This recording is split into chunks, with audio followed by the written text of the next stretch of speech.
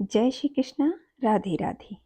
आइए आज हम शिव शर्मा और उनके 4 पुत्र जो पितृभक्ति के प्रभाव से विष्णु धाम को प्राप्त होते हैं उनकी कथा का वर्णन करते हैं। सुत जी कहते हैं, पश्चिम समुद्र तट पर द्वारका नाम की एक प्रसिद्ध नगरी है। वहाँ योग शास्त्र के ज्ञाता एक ब्राह्मण देवता सदा निवास करते थे। उनका नाम शिव शर्मा था। वे वेद शास्त्रों के अच्छे विद्वान थे। उनके 5 पुत्र थे जिन्होंने शास्त्रों का पूर्ण ज्ञान ले रखा था। उनके नाम इस प्रकार थे: यज्ञ शर्मा, वेद शर्मा, धर्म शर्मा, विष्णु शर्मा और सोम शर्मा। ये सभी पिता के भक्त थे। द्विज श्रेष्ठ शिव शर्मा ने उनकी भक्ति देखकर सोचा, पितृभक्ति पुरुषों के हृदय में जो भाव होना चाहिए वह मेरे इन पुत्रों के हृदय में है या नहीं। इस बात का बुद्धिपूर्वक परीक्षण किया जाए तो मैं जानूं। और यह सोचकर वे उनकी परीक्षा लेने के लिए उद्यत हुए। शिव शर्मा ब्राह्मण वेताओं में श्रेष्ठ थे। उन्हें उपाय का ज्ञान था। उन्होंने माया द्वारा अपने पुत्रों के सामने एक घटना उपस्थित की। पुत्रों ने देखा कि उनकी माता महान ज्वर रोग से पीड़ित होकर मृत्यु को प्राप्त हो गई। तब वे पिता के पास जाकर बोले, तात, हमारी माता अपने शरीर का परित्याग करके चली गई। अब उनके विषय में आप हमें क्या आज्ञा देते हैं? द्विजश्रेष्ठ शिव शर्मा ने अपने भक्तिपरायण ज्येष्ठ पुत्र यज्ञ शर्मा को संबोधित करते हुए कहा, बेटा, इस तीखे हथियार से अपनी माता के सारे अंगों के टुकड़े टुकड़े करके इधर उधर फेंक दो। पुत्र ने पिता की आज्ञा के अनुसार ही कार्य किया। पिता ने भी यह बात सुनी। इससे उन्हें उस पुत्र की भक्ति के विषय में पूर्ण निश्चय हो गया। अब उन्होंने दूसरे पुत्र की पितृभक्ति जानने का विचार किया। देव शर्मा के पास जाकर कहा, बेटा, मैं स्त्री के बिना नहीं रह सकता। तुम मेरी आज्ञा मानकर जाओ और समस्त सौभाग्य संपत्ति से युक्त जो स्त्री मैंने देखी है उसे मेरे लिए यहाँ लेकर आओ। पिता के ऐसा कहने पर वेद शर्मा बोले, मैं आपका प्रिय कार्य करूंगा। यूं कहकर वे पिता को प्रणाम करके चले गए। उस स्त्री के पास पहुंचकर बोले, देवी, मेरे पिता तुम्हारे लिए प्रार्थना करते हैं। यद्यपि वे वृद्ध हैं तथापि तुम मेरे अनुरोध से उन पर कृपा करने के लिए उनके अनुकूल हो जाओ। वेद शर्मा की ऐसी बातें सुनकर माया से प्रकट हुई उस स्त्री ने कहा, ब्राह्मण, तुम्हारे पिता बुढ़ापे से कष्ट पा रहे हैं, अतः मैं कदापि उन्हें पति बनाना नहीं चाहती। उन्हें खांसी का रोग है, उनके मुंह से कफ आता है। इस समय दूसरी दूसरी बीमारियां भी उन्हें पकड़ लेंगी। रोग के कारण वे शिथिल और आर्त हो गए हैं, अतः मुझे उनका समागम नहीं करना। मैं तुम्हारे साथ रमण करना चाहती हूँ, तुम्हारे प्रिय करूंगी। तुम दिव्य लक्षणों से संपन्न, दिव्य रूपधारी, महान तेजस्वी, अतः मैं तुम्ही को पाना चाहती हूँ। मानत, उस बूढ़े को लेकर क्या करोगे? मेरे शरीर का उपभोग करने के लिए तुम्हें समस्त दुर्लभ सुखों की प्राप्ति होगी। विप्रवर, तुम्हें जिस जिस वस्तु की इच्छा होगी वह सब ला दूंगी, इनमें तनिक भी संदेह नहीं। यह महान पापपूर्ण अप्रिय वचन सुनकर वेद शर्मा ने कहा, देवी, तुम्हारा वचन अधर्मयुक्त, पाप मिश्रित और अनुचित है। मैं पिता भक्त और निरपराध हूँ। मुझे ऐसी बातें न कहो शुभे। मैं पिता के लिए आया हूँ और उन्हीं के लिए तुमसे प्रार्थना करता हूँ। इसके विपरीत दूसरी कोई बात न कहो। मेरे पिताजी को ही स्वीकार करो। देवी, इसके लिए तुम चराचर प्राणियों सहित त्रिलोकी की जो जो वस्तु चाहोगी वह सब निसंदेह मैं तुम्हें अर्पण करूंगा। अधिक क्या कहूँ, देवताओं का राज्य आदि भी यदि तुम चाहो तो मैं तुम्हें दे सकता हूँ।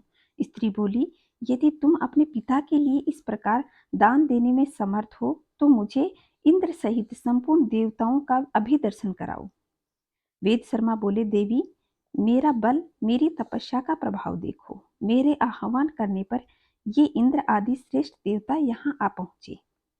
देवताओं ने वेद शर्मा से कहा, द्विज श्रेष्ठ, हम तुम्हारा क्या कार्य करें? वेद शर्मा बोले, देवगण, यदि आप लोग मुझ पर प्रसन्न हैं तो मुझे अपने पिता के चरणों में पूर्ण भक्ति प्रदान करें। तथास्तु कहकर संपूर्ण देवता जैसे आए थे वैसे ही लौट गए। तब उस स्त्री ने हर्ष में भरकर कहा, तुम्हारी तपस्या का बल देख लिया। देवताओं से मुझे कोई काम नहीं है। यदि तुम मुझे मुंह मांगी वस्तु देना चाहते हो और अपने पिता के लिए मुझे ले जाना चाहते हो तो अपना सिर अपने हाथों से काटकर मुझे अर्पण कर दो। वेद शर्मा ने कहा, देवी, आज मैं धन्य हो गया हूँ। सुबह मैं पिता के लिए अपना मस्तक भी दे दूंगा। ले लो, ले लो। यह कहकर द्विजश्रेष्ठ वेद शर्मा ने तीखी तलवार से हंसते हंसते अपना मस्तक काटकर उस स्त्री को दे दिया। खून में डूबे हुए उस मस्तक को लेकर वह शिव शर्मा के पास गई। स्त्री ने कहा, विप्रवर, तुम्हारे पुत्र वेद शर्मा ने मुझे तुम्हारी सेवा के लिए यहाँ भेजा है। उनका मस्तक है, इसे ग्रहण करो। इसको उन्होंने अपने हाथों से काट कर दिया है। उस मस्तक को देखकर वेद शर्मा के चारों भाई कांप उठे। उन पुण्यात्मा बंधुओं में इस प्रकार बात होने लगी, अहो, धर्म ही जिसका सर्वस्व था, वह हमारी माता सत्य समाधि के द्वारा मृत्यु को प्राप्त हो गई। हम लोगों में ये वेद शर्मा ही परम सौभाग्यशाली थे, जिन्होंने पिता के लिए प्राण दे दिए। ये धन्य तो थे ही और अधिक धन्य हो गए। शिव शर्मा ने उस स्त्री की बात सुनकर जान लिया कि वेद शर्मा पूर्ण भक्त था। तत्पश्चात उन्होंने अपने तीसरे पुत्र धर्म शर्मा से कहा, बेटा, यह अपने भाई का मस्तक लो और जिस प्रकार यह मस्तक जी सके कोई उपाय करो। सुजी कहते हैं, धर्म शर्मा भाई के मस्तक को लेकर तुरंत वहां से चल दिया। उन्होंने पिता की भक्ति, तपस्या, सत्य और सरलता के बल से धर्म को आकर्षित किया। उनकी तपस्या से खींचकर धर्मराज धर्म शर्मा के पास आए और इस प्रकार बोले, धर्म शर्मन, तुम्हारे आह्वान करने से मैं यहाँ उपस्थित हुआ हूँ। मुझे अपना कार्य बताओ, मैं निसंदेह ही पूर्ण करूँगा। धर्म शर्मा ने कहा, महाराज, यदि मैंने गुरु की सेवा की हो, यदि मुझ में पिता के प्रति निष्ठा और अविचल तपस्या हो, तो सत्य के प्रभाव से मेरे भाई वेद शर्मा जी उठे। धर्म बोले, महामते, मैं तुम्हारी तपस्या और पितृभक्ति से संतुष्ट हूँ। तुम्हारे भाई जी जाएंगे, तुम्हारा कल्याण हो। धर्म वेताओं के लिए जो दुर्लभ है, ऐसा कोई उत्तम वरदान मुझसे और मांग लो।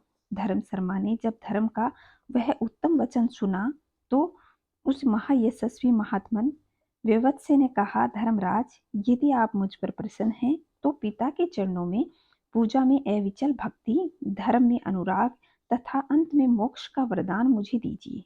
तब धर्म ने कहा, मेरी कृपा से यह सब कुछ तुम्हें प्राप्त हो जाएगा। उनके मुख से यह महावाक्य निकलते ही वेद शर्मा उठ खड़े हुए, मानो वे सोते हुए जाग उठे हों। उठते ही महाबुद्धिमान वेद शर्मा ने धर्म शर्मा से कहा, भाई, वे देवी कहाँ गई? पिताजी कहाँ हैं? धर्म शर्मा ने थोड़े में सब हाल कह सुनाया। सब हाल जानकर वेद शर्मा को बड़ी प्रसन्नता हुई। उन्होंने धर्म शर्मा से कहा, प्रिय बंधु, इस पृथ्वी पर तुम्हारे जैसा मेरा हितैषी कौन है? तदंतर दोनों भाई प्रसन्न होकर अपने पिता शिव शर्मा के पास गए। उस समय धर्म शर्मा ने तेजस्वी पिता से कहा, महाभाग, आज मैंने आपके पुत्र वेद शर्मा को मस्तक और जीवन के साथ यहाँ ला दिया है। आप इन्हें स्वीकार कीजिए। तदंतर शिव शर्मा ने विनीत भाव के साथ खड़े होकर अपने चौथे पुत्र महामती विष्णु शर्मा से कहा, बेटा, मेरा कहना करो, आज ही इंद्रलोक को जाओ और वहां से अमृत ले आओ। मैं अपनी इस प्रियतमा के साथ इस समय अमृत पीना चाहता हूँ, क्योंकि अमृत सब रोगों को दूर करने वाला है। महात्मा पिता का यह वचन सुनकर विष्णु शर्मा ने कहा कि पिताजी, मैं आपके कथनानुसार सब कार्य करूंगा। यह कहकर परम बुद्धिमान धर्मात्मा विष्णु शर्मा ने पिता को प्रणाम किया और उनकी प्रदक्षिणा करके अपने महान बल और तपस्या तथा नियम के प्रभाव से आकाश मार्ग द्वारा इंद्रलोक की यात्रा की। अंतरिक्ष मार्ग से जब वे आकाश के भीतर घुसे तब देवराज इंद्र ने देखा और उनका उद्देश्य जानकर उनमें विघ्न डालना आरंभ कर दिया। उन्होंने मेनका से कहा, सुंदरी, मेरी आज्ञा से शीघ्रतापूर्वक जाओ और विप्रवर विष्णु शर्मा के कार्य में बाधा डालो। देवराज की आज्ञा पाकर मेनका बड़ी उतावली के साथ चली। उसका सुंदर रूप और वह सब प्रकार के आभूषणों से विभूषित थी। नंदनवन के भीतर पहुंचकर वह झूले पर जा बैठी और मधुर स्वर में गीत गाने लगी। उसका संगीत वीणा के स्वर के समान था। विष्णु शर्मा ने उसे देखा और उसके मनोभाव समझ लिए। उन्होंने सोचा कि यह एक बहुत ही बड़े विघ्न के रूप में उपस्थित हुई है। इंद्र ने इसे भेजा है, यह मेरी भलाई नहीं कर सकती। यह विचार कर वे शीघ्रतापूर्वक आगे बढ़ गए। मेनका ने उन्हें जाते देखा और पूछा, महामते, कहाँ जाओगे? विष्णु शर्मा बोले, मैं पिता के कार्य से इंद्रलोक जाऊंगा। वहां पहुंचने के लिए मुझे बड़ी जल्दी है। मेनका ने कहा, विप्रवर, मैं कामदेव के बाणों से घायल होकर इस समय तुम्हारी शरण में आई हूँ। यदि धर्म का पालन करना चाहते हो तो मेरी रक्षा करो। विष्णु शर्मा बोले, सुमुखी, मुझे देवराज का सारा चरित्र मालूम है। तुम्हारे मन में क्या है यह भी मुझसे छिपा नहीं है। तुम्हारे तेज और रूप से विश्वामित्र आदि दूसरे लोग ही मोहित होते हैं। मैं शिव शर्मा का पुत्र हूँ, मुझ पर तुम्हारा जादू नहीं चल सकता। अबले मैं योग सिद्ध को प्राप्त कर चुका हूँ, तपस्या से सिद्ध हो चुका हूँ। काम आदि बड़े बड़े दोषों को मैंने पहले ही जीत लिया है। तुम किसी दूसरे पुरुष का आश्रय लो, मैं इंद्रलोक जा रहा हूँ। यूं कहकर द्विज श्रेष्ठ विष्णु शर्मा शीघ्रता पूर्वक चले गए। मेनका का प्रयत्न निष्फल हो गया। देवराज के पूछने पर उसने सब कुछ बतला दिया। तब इंद्र ने बारंबार विघ्न उपस्थित किया, किंतु महायशस्वी ब्राह्मण ने अपने तेज से उन सभी विघ्नों का नाश कर दिया। उनके उपस्थित किए हुए भयंकर विघ्नों का विचार करके महातेजस्वी विष्णु शर्मा को बड़ा क्रोध हुआ। उन्होंने सोचा कि मैं इंद्रलोक से इंद्र को गिरा दूंगा और देवताओं की रक्षा के लिए दूसरा इंद्र बनाऊंगा। वे इस प्रकार विचार कर ही रहे थे कि देवराज इंद्र वहां आ पहुंचे और बोले, महाप्रज्ञा विप्र, तपस्या, नियम, इंद्र संयम, सत्य और सोच आदि तुम्हारी समानता करने वाला दूसरा कोई भी नहीं है। तुम्हारी इस पितृ भक्ति से मैं देवताओं सहित परास्त हो गया हूँ। साधु श्रेष्ठ, तुम मेरे सारे अपराध क्षमा करो और मुझसे कोई वर मांगो, तुम्हारा कल्याण हो। तुम्हारे मांगने पर मैं दुर्लभ से दुर्लभ वर भी तुम्हें दे दूंगा। यह सुनकर विष्णु शर्मा ने देवराज से कहा, आपको महात्मा ब्राह्मणों के तेज का विनाश करने की कभी चेष्टा नहीं करनी चाहिए, क्योंकि यदि श्रेष्ठ ब्राह्मण क्रोध में भर जाए तो समस्त पुत्र पौत्र साथ सारे अपराधी और व्यक्तियों का संहार कर सकते हैं। इसमें तनिक भी संदेह नहीं है। यदि आप इस समय यहाँ न आए होते तो मैं अपनी तपस्या के प्रभाव से आपको इस उत्तम राज्य को छीनकर किसी दूसरे को दे डालने का विचार कर चुका था। मेरी आंखें क्रोध से लाल हो रही थी। देवेंद्र, आप आकर मुझे वर देना चाहते हैं तो अमृत दीजिए, साथ ही पिता के चरणों में अविचल भक्ति प्रदान कीजिए। इस प्रकार बातचीत होने पर इंद्र प्रसन्नचित्त से ब्राह्मण को अमृत से भरा घड़ा लाकर दे दिया और वरदान देते हुए कहा, विप्रवर, अपने पिता के प्रति तुम्हारे हृदय में सदा अविचल भक्ति बनी रहेगी। यूं कहकर इंद्र ने ब्राह्मण को विदा कर दिया। तदंतर विष्णु शर्मा अपने पिता के पास पहुंचकर बोले, तात, मैं इंद्र के यहाँ से अमृत ले आया हूँ। उसका सेवन करके आप सदा के लिए निरोगी हो सकते हैं। शिव शर्मा पुत्र की इस बात को सुनकर बहुत संतुष्ट हुए और सब पुत्रों को बुलाकर कहने लगे, यदि सब लोग पितृभक्ति से युक्त और मेरी आज्ञा का पालक हो, अतः प्रसन्नता पूर्वक मुझसे कोई वर मांग लो। इस भूतल पर जो भी दुर्लभ वस्तु है वह तुम्हें मिल जाएगी। पिता की यह बात सुनकर वे सभी पुत्र एक दूसरे की ओर देखते हुए बोले, सुव्रत, आपकी कृपा से हमारी माता जो यमलोक को चली गई है वह जी जाए। शिव शर्मा ने कहा, पुत्रों, तुम्हारी मरी हुई पुत्र वत्सल माता अभी जीवित होकर हर्ष से भरी हुई यहाँ आएगी, इसमें तनिक भी संदेह नहीं है। ऋषि शिव शर्मा के मुख से यह शुभ वाक्य निकलते ही उन पुत्रों की माता हर्ष से भरकर वहां आ पहुंची और बोली, मेरे सौभाग्यशाली पुत्रों, इसलिए संसार भर में पुण्यात्मा स्त्री पुण्य साधक पुत्र की इच्छा करती है, जिसका कुल के अनुरूप आचरण हो, जो अपने कुल का आधार तथा माता पिता को तारने वाला हो। ऐसे उत्तम पुत्र को कोई भी स्त्री पुण्य के बिना कैसे पा सकती है? न जाने मैंने कैसे कैसे पुण्य किए होंगे, जिसके फलस्वरूप मुझे धर्म प्राण, धर्मात्मा, धर्मवत्सल और अत्यंत पुण्य भागी महात्मा मुझे पति के रूप में प्राप्त हुए। मेरे सभी पुत्र पितृभक्ति में रत हैं, इससे बढ़कर प्रसन्नता की बात और क्या होगी। अहो, संसार में पुण्य के ही बल से उत्तम पुत्र की प्राप्ति होती है।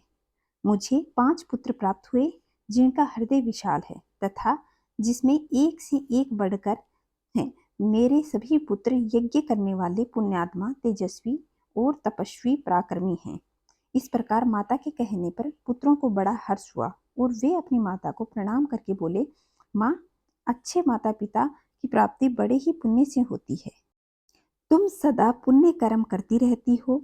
हमारे बड़े भाग्य थे जो तुम हमें माता के रूप में प्राप्त हुई हो, जिसके गर्भ में आकर हम लोग उत्तम पुण्य से वृद्धि को प्राप्त हुए हैं। हमारी यही अभिलाषा है कि प्रत्येक जन्म में तुम ही हमारी माता हो और यही हमारे पिता हो।